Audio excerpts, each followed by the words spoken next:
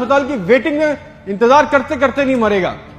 कोई पाकिस्तान में कोई किसी को जमीन पे किसी की कब्जा नहीं करेगा।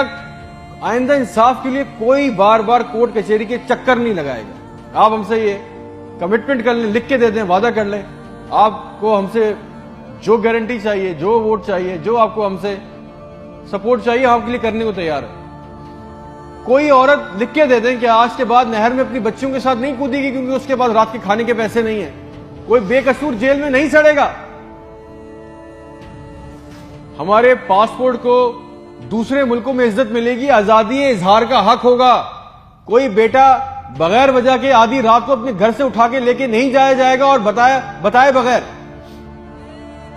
और जितना आवाम का हमारा पैसा, हमारा हक लूटा गया है, वो पैसा भी वापस आएगा, आप लेके आएंगे। तो ठीक है, आपने जो कहा बहुत अच्छा लगा। फिर जो आप चाहते हैं, जो